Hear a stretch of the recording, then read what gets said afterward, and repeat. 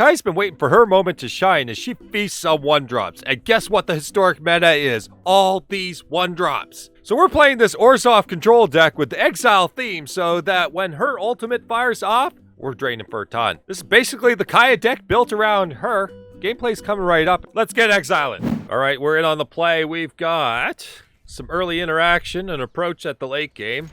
And a little bit of card draw, just in case. Hand favors to Godless Shrine to Hive of the Eye Tyrant as a bit of the sequencing here.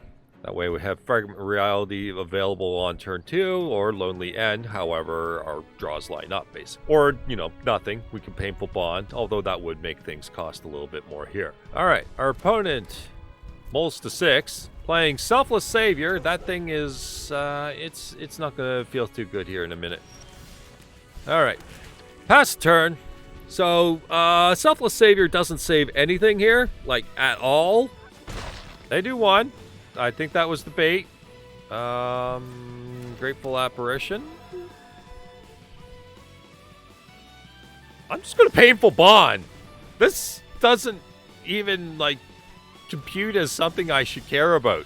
Ooh, Settle means that I definitely compute this. Alright. Well, we have spot removal, and if they do... Spot removal in case something's ultimately necessary. Otherwise, we could just settle this board. Okay. Land shock. Opponent's sending a message there. And it's Chamber Pot Sentry for 2 colors. That's fine.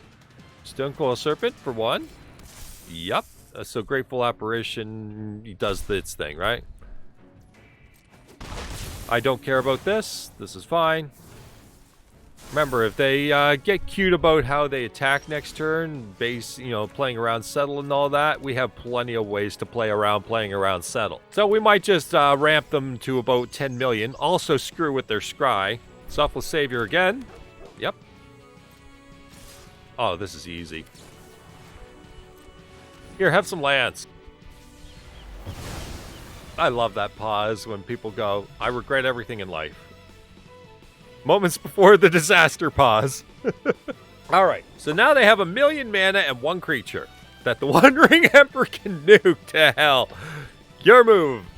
Also, Castle Ardenvale's a thing. We definitely need to kind of solve for that at some point here.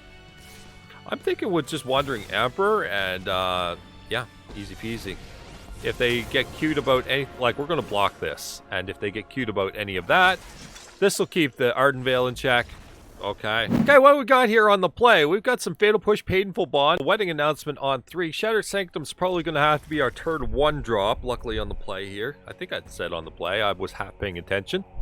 Okay, I guess I was paying all the way attention. Okay, more life gain. You got it.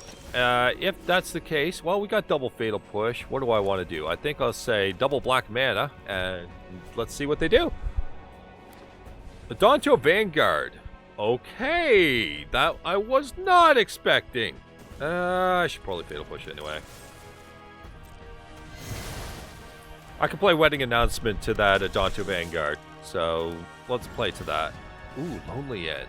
I might have to... Yeah, okay, we'll wait. We'll wait. We have Lonely End. Let's just wait. Let's nuke their entire turn 3.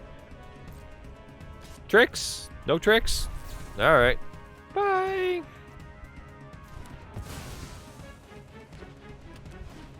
Abiding Grace. That's a problem. Alright, Caves of Kolos. Yeah, that's a mild problem. Please do colorless on this. Alright. We'll let them gain some life. Obviously, we just need to overtake the board at some point here. So, something to solve for Abiding Grace. Authority of the Consuls. Yes, they're gaining life, but they're not doing anything impressive. That Johnny's Pride Mate's about the only thing. Go to hell. Keep them sluggish. No, we don't do this. Because we want our Wedding Announcement tokens to absolutely shred them. Painful Bond, you say? We have an Approach to the Second Sun in hand. Let's draw. Oh, that's really good. We're just going to crack in there. Try to keep their life total mildly in check despite the authority. So Kai is really good at dealing with this problem. Pride Mate, we're going to settle them, so it's fine. We're just going to do that. Gono Vanguard, yep.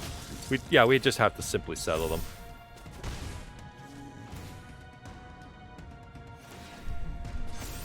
Jeez. All right. Well, whatever.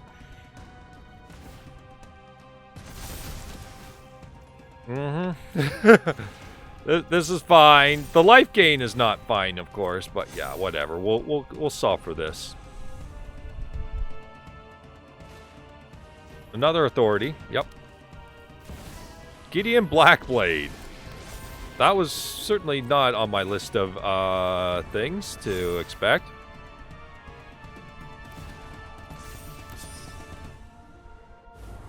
Lifelink. Only the 8/8. Well, I'll just literally block the 8/8 and try and get the Gideon later.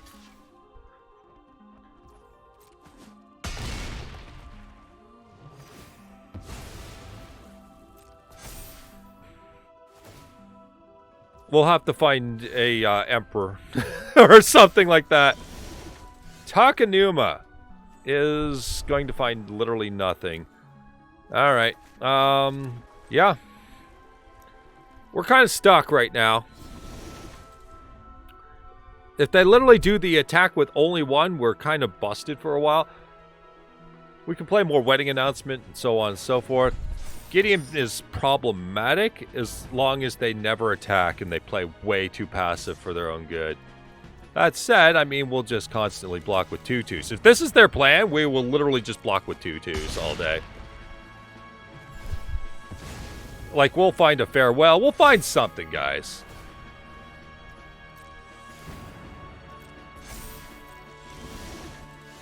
Hive of the Eye Tyrant. Yeah. Alright, well, if that's the way it's going to be, opponent, fine. I can gain life instead. Instead of killing the Soul Warden. I kind of like that. Kill the graveyard. Give them another target to care about. Wedding Announcement creates another token.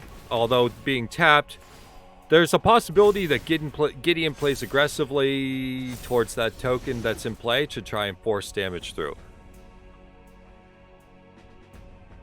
Or if they just tick up, then whatever.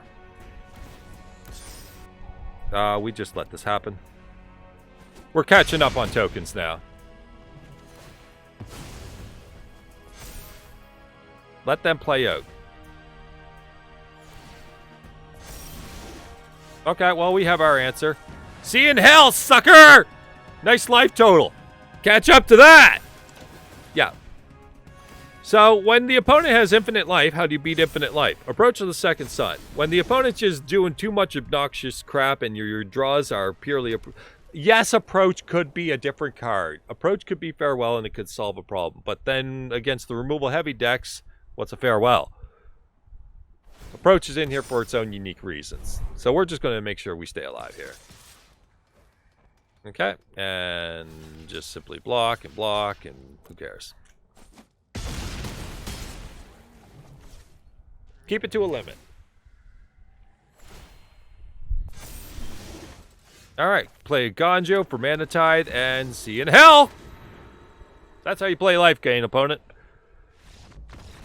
Alright, on the play, and we've got a Fatal Push, a Painful Bond, and a bunch of gigantic spells. And hold off Eiganjo. Otherwise, yeah, we cast Eiganjo and try Painful Bond. Fable Passage, however. Fable Passage doesn't tell us much information other than red. Okay.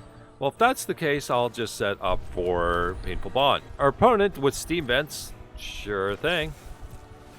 Not doing a whole lot. That's a tapped Steam Vents, by the way, so I'm feeling like our opponent has all the time in the world. I would like to have something down on the table. It's not going to happen, is it? Alright, whatever. Godless Shrine, then. Opponent playing Forbidden Friendship. Yes? Not attacking. They are playing around literally the entire world right now. Okay. Again, they're literally playing around the entire world. Never attack, never block. They don't know what it's like to win. Or lose, apparently. Oh, we'll find out what we can do about it. Alright, Mixed Samurai, 2 targets. You have 2 things to deal with, opponent. Solve it. This is your end step. Flinging? Prismari Command. Okay, sure, fine. There's definitely some combo bullshit going on here, and it's definitely some creativity bullshit. So something obnoxious is coming. I just don't know what. That's a Shark Typhoon that went to the graveyard, just noted. Send. Pass the turn. So Prismari Command didn't make a treasure token, which possibly buys us some time here. Our opponent, what are you going to do about this open mana, opponent? They are going to do absolutely nothing with their lives. Okay. So what I'm going to do is find Fragment Reality, so whatever they cheat in, now we're good. We are way better than good. Fragment Reality basically... Okay, so keep in mind, if they're a creativity deck searching for a bigger creature, Fragment Reality says exile, find a lesser creature. It's the reverse polymorph, so there's a good chance that they'll play like a 7-drop and miss.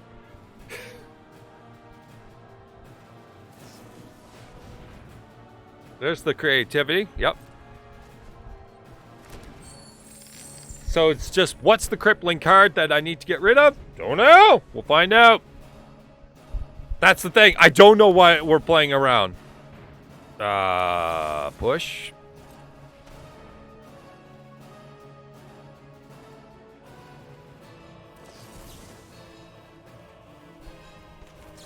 Push.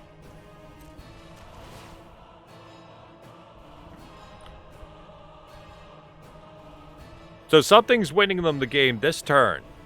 And we have 3 interaction points. Oh my god! There must have been a one-hit combo that we just completely destroyed. And we could have just kept on going. I don't know what it is. If somebody knows what that combo was that we just absolutely embarrassed, please let me know. I love embarrassing combo.